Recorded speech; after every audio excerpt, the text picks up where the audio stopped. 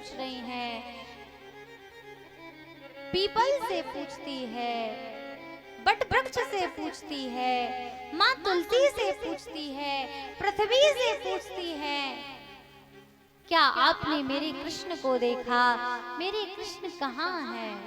श्याम सुंदर कहाँ हैं? क्या आपने देखा? वो कहाँ गए हैं? किस दिशा में गए हैं? बस एक बार बता दो, बस एक बार बता दो प्रभु कहाँ हैं। लेकिन सभी ओर से गोपियों को एक ही उत्तर मिलता है, हे गोपियों, इस समय भगवान नीलमणि कृष्ण कहाँ गए हैं इस बात का मुझे भी कुछ पता नहीं है। गोपियों ने सर्वत्र खोजा है, यहाँ गोपियों ने परमात्मा को नहीं खोजा। यदि गोपियां परमात्मा को खोजती तो कड़कड़ से प्राप्त हो जाता। गोपियों ने प्रियतम को खोजा। गोपियों ने ये बताया है कि हमें अपने मन में एक ही भाव रखना चाहिए, या तो उसे परमात्मा मानो या उसे प्रियतम मानो। ये नहीं कि थोड़ा सा समय मिल गया तो बढ़िया सेवा कर दी, प्रियतम बना लिया, और जैसे ही समय का अभाव हुआ तो अरे वो तो परमात्मा है, वो तीन लोकों का मालिक है, उसके लिए हम क्या कर सकते हैं। नहीं, गोपियों ने बताया उससे एक ही संबंध बनाओ। गोपियों ने अपने प्रियतम को सर्वत्र खोजा है, लेकिन गोपियों को कृष्ण कहीं भी नजर नहीं आए। कृष्ण तो नजर नहीं आए, लेकिन ऐसा दर्शन है कि श्री राधा गोपियों को मिली है। अच्छा, ऐसा भाव का दर्शन कराया गया है कि पहले गोपियों को अभिमान आया तो प्रभु श्री कृष्ण राधा को साथ लेकर के चल दिए, लेकिन हुआ क्या, बोले बीच मार्ग में राधा रानी को भी मान हो गया तो भगवान ने श्री राधा रानी को छोड़ दिया। लेकिन प्यारे विचार करो, क्या श्री राधा रानी को मान अभिमान हो सकता है? नहीं। क्या भगवान श्री राधा रानी को छोड़ सकते हैं? नहीं। क्या श्री राधा और कृष्ण में कोई अंतर है? नहीं। तो फिर श्री राधा को क्यों छोड़ा है? क्योंकि श्री राधा सद्गुरु है, और जीव यदि गोविंद से दूर हो जाए तो कोई बात नहीं, लेकिन यदि जीव गुरु से भी दूर हो जाए तो फिर उसके जीवन में बड़ा संकट है। यदि उसके जीवन से गुरु भी चले जाएं तो फिर गोविंद की प्राप्ति असंभव है। तो यहाँ भगवान ने श्री राधा रानी को इसलिए छोड़ा है, क्यों? क्योंकि श्री राधा सद्गुरु है, और इन गोपियों को, इन जीवात्माओं को यदि सद्गुरु मिल जाएंगे, यदि सद्गुरु इनके साथ रहेंगे तो फिर सर्वेश्वर की प्राप्ति में विलंब लगने वाला नहीं है। तो यहाँ गोपियों को श्री कृष्ण तो नहीं मिले खोजने पर, लेकिन श्री राधा मिली है। और श्री राधा रानी से गोपियों ने पूछा, कृष्ण कहाँ गए हैं? तो राधा रानी कहती, हमें भी नहीं पता, उनको पुकारो। तो कहा, हमने बहुत पुकारा। अच्छा, किस भाषा में पुकारा? तो सब कहती है, कोई कहती हमने संस्कृत में पुकारा, कोई कहती हिंदी में पुकारा, कोई कहती मराठी में पुकारा, कोई कहती गुजराती में पुकारा। तो श्री राधा रानी ने समझाया कि भगवान इन भाषाओं को नहीं जानते हैं, भगवान तो भाव को जानते हैं, इसलिए इन भाषाओं से प्रभु को मत पुकारो, भगवान को तो भाव से पुकारो, अपनी चाह को बढ़ाओ। तो गोपियों ने विचार किया कि अब हमें सर्वत्र भटकने की आवश्यकता नहीं है। यदि हम यूं ही दर दर भटकते रहे तो हमारा आनंद हमसे और दूर चला जाएगा, हमें मिलने वाला नहीं है। इसलिए गोपियां विचार करती हैं कि हमारा कृष्ण, हमारा आनंद हमसे जहां से दूर हुआ है, जहां से खोया है, हमें वहीं प्राप्त होगा। इसलिए श्री राधा रानी के कहने पर ये गोपियां उसी यमुना के तट पर आती हैं जहां से रास बिहारी लाल अंतर ध्यान हुए, उसी स्थान पर पहुंचती हैं और अपनी चाह को बढ़ाती हैं। प्यारे, दुनिया में भटकने की आवश्यकता नहीं है, बस अपनी प्यास को बढ़ाओ, अपनी चाह को बढ़ाओ। यदि चाह हमारे दिल में है तो हम ढूंढ ही लेंगे कहीं ना कहीं। जब पृथ्वी को अधिक प्यास लगती है तो कुछ करना नहीं पड़ता है। जब पृथ्वी अधिक प्यासी होती है, अधिक पृथ्वी को प्यास लगती है तो मेघ अपने आप बरसते हैं। ठीक उसी प्रकार से जब हमारे अंदर चाहत होती है तो घटा बनकर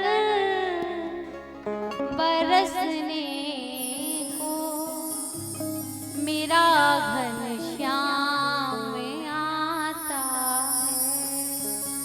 घटा बनकर बरसने को मेरा घनश्याम आता है। पर तो वो स्वयं ही घटा बनकर बरसने को आता है। इसलिए गोपियों ने अब भटकना बंद किया है और उसी स्थान पर पहुंचे हैं, यमुना के उसी तट पर पहुंचे हैं। और इन गोपियों ने बड़े भाव के साथ में एक स्वर में रुदन किया है और एक साथ में गान किया है, जिसमें इनके गान से गीत बना है, जिस गीत का नाम गोपी गीत है। आइए हम सभी भी गोपी बन करके गोविंद को पुकारेंगे। सभी अपने मन में गोपी भाव लाते हैं। जयति तेधिकम जन्मना प्रजा शयति इंदिरा सस्वदत्रहि। जयति तेधिकम जन्मना प्रजा शयति इंदिरा सस्वदत्रहि। दिश्रता इच्छुतावका त्वयि धृता सव स्वं विचिन्वते।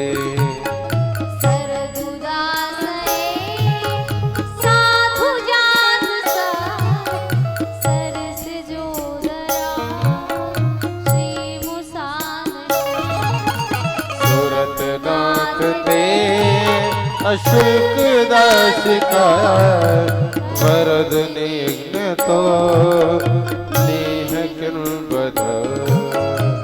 खलु गोपिका नंदनो भवा अखिल देहिना मंदरासन। साथ तो विश्वगुप्त सखो देवा सात्वता कुले।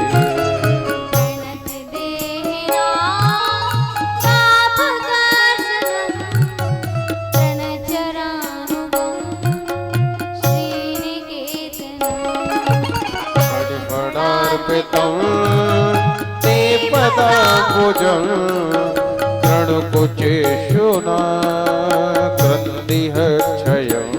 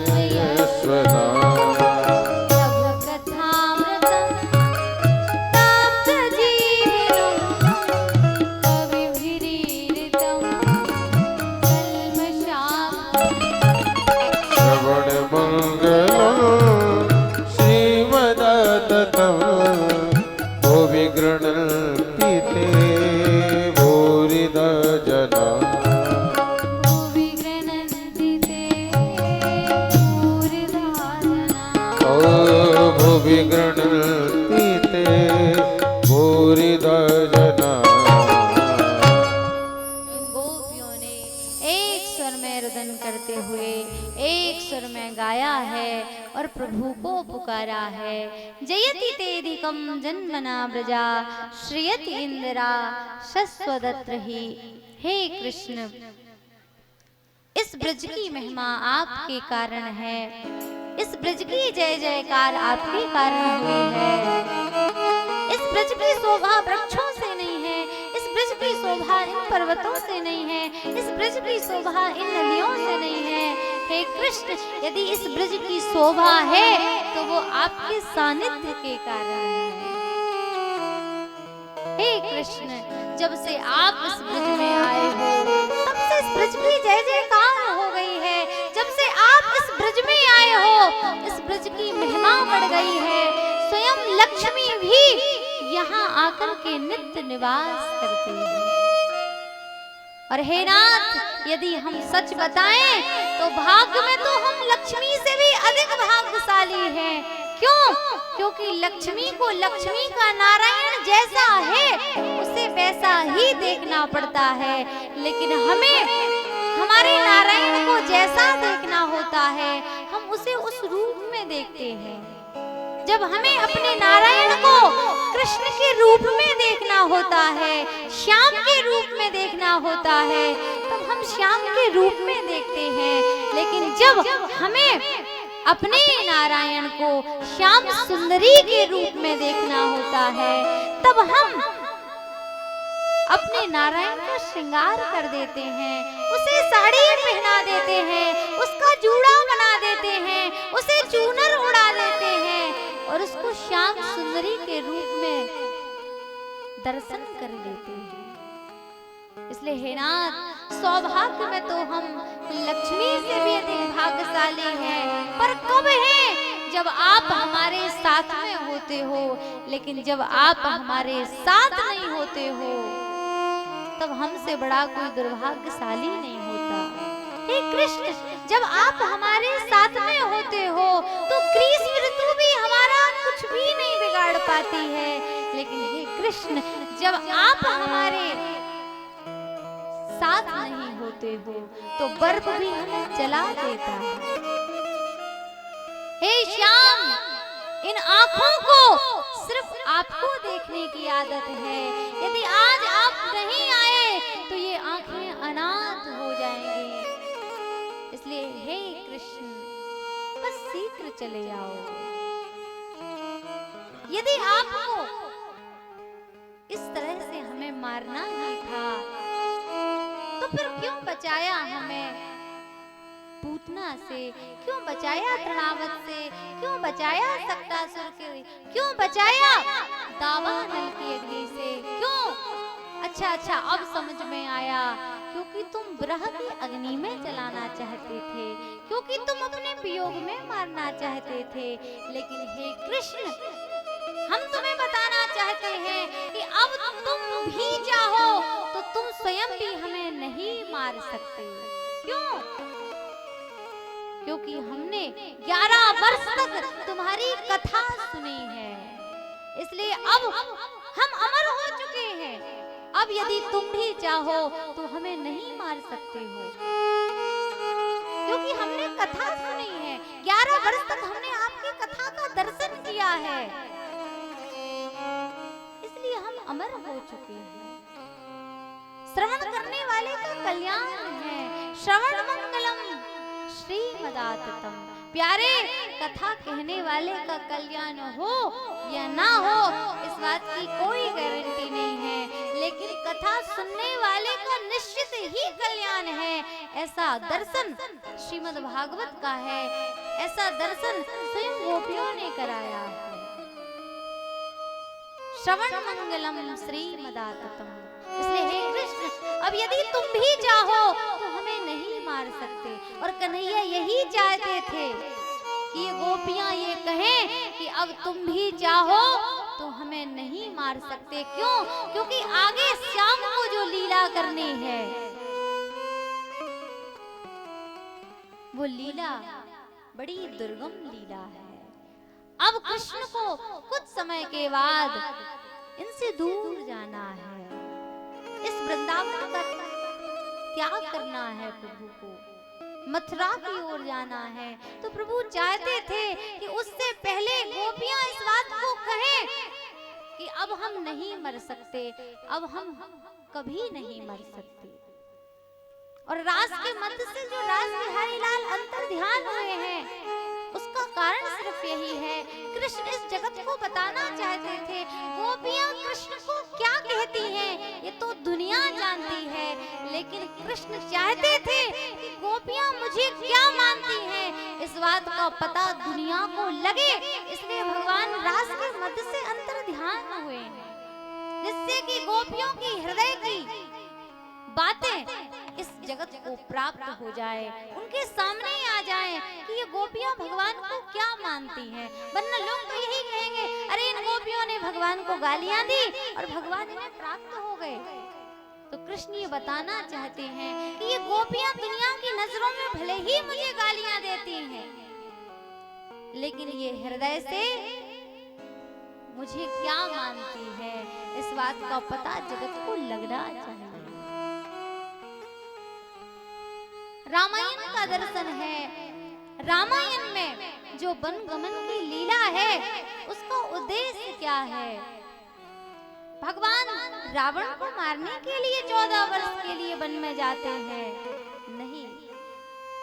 वन गमन का कारण क्या है? बोले वन गमन का कारण सिर्फ ये है कि भरत के हृदय में जो प्रेम रूपी अमृत भरा पड़ा है उसका प्राकट्य होना चाहिए। वन गमन की लीला भरत के प्रेम रूपी अमृत को प्रकट करना चाहती है।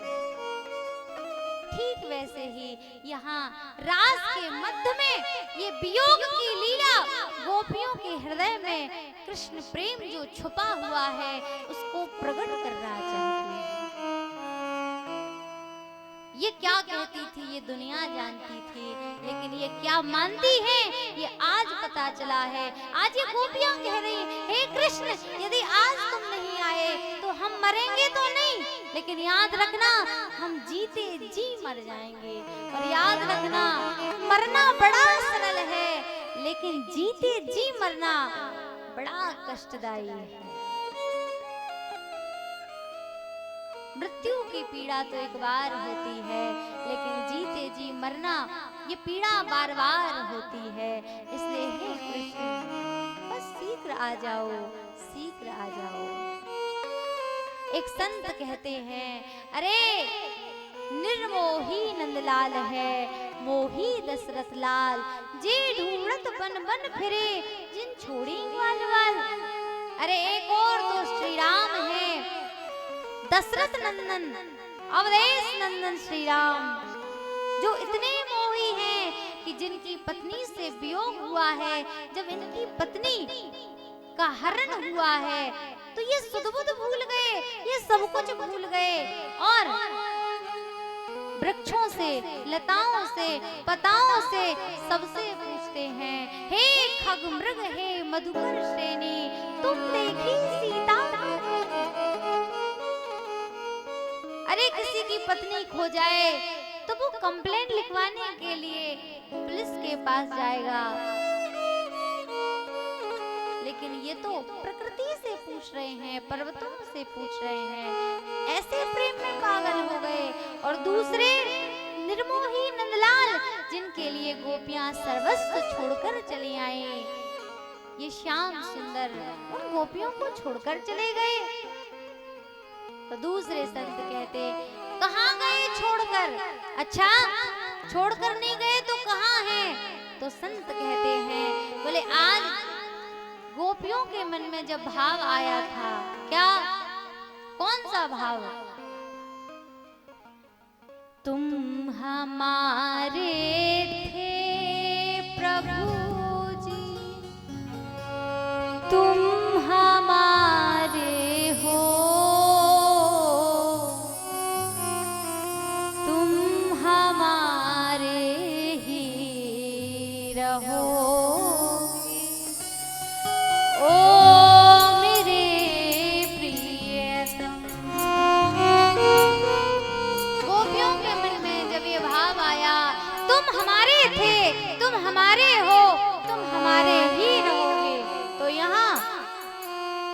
कहीं गए नहीं तो बोले गोपी बन गए, चूनर को ओढ़ लिया और गोपियों के झुंड में शामिल हो गए। लेकिन आज जैसे ही गोपियों के मन में पश्चाताप हुआ है और गोपियों के आंखों से जब प्रेम के अश्रु निकले हैं, पश्चाताप के अश्रु निकले हैं और उन्हीं प्रेम के पश्चाताप के अश्रुओं में जब अभिमान रूपी कचरा बह गया है और गोपियों के मन में जब ये भाव आया है, कौन सा? हम तुम्हारे थे प्रभु जी, हम तुम्हारे हैं, हम तुम्हारे ही रहें। ओ मेरे प्रियतम। जैसे ही गोपियों के मन में ये भाव आया, हम तुम्हारे थे, हम तुम्हारे हैं, हम बस तुम्हारे ही रहेंगे। और जैसे ही आज ये भाव आया है तो यहाँ गोपियों के झुंड में जो भगवान गोपी बन करके शामिल थे, उन गोविंद ने अपनी चुनरी को फेंक दिया है और इन गोपियों के मध्य में रास बिहारी लाल प्रकट हो गए।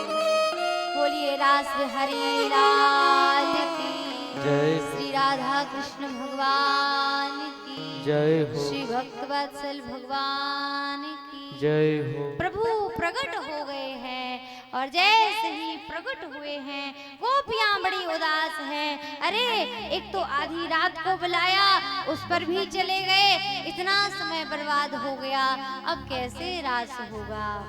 तो भगवान ने भी कह दिया, अरे गोपियों, जब तक महाराज पूर्ण नहीं होगा तब तक ये रात्रि भी पूर्ण होने वाली नहीं है। क्यों? क्योंकि याद रखना, जो संसार के खिलौने से खेलता है उसकी आयु लघु हो जाती है, लेकिन जो सर्वेश्वर रूपी खिलौने से खेलता है उसकी आयु दीर्घ हो जाती है। तो भगवान ने कहा, जब तक ये रास पूर्ण नहीं हो जाएगा तब तक ये रात्रि भी पूर्ण होने वाली नहीं। और इस प्रकार से प्रभु इन गोपियों को प्रसन्न करने के लिए महारास का प्रारंभ करते हैं। अच्छा, इस रास को महारास क्यों कहा गया? क्योंकि भगवान ने बंसी बजाई, क्योंकि भगवान ने नृत्य किया, क्योंकि कन्हैया ने रास रचाया? नहीं। अरे कृष्ण के लिए बंसी बजाना तो रोज की बात है, कृष्ण के लिए नृत्य करना तो रोज की बात है, कृष्ण के लिए रास रचाना रोज की बात है। तो इस रास को महारास क्यों कहा गया? क्यों? क्योंकि इस रास में महादेव आए हैं, इसलिए इस रास का नाम महारास पड़ा। आप हमारे संत वाणी चैनल को सब्सक्राइब करें, वीडियो को लाइक करें, शेयर करें और हाँ, बेल आइकन पर क्लिक करना बिल्कुल ना भूलें, ताकि हमारी किसी भी वीडियो की सूचना सबसे पहले आपको मिले।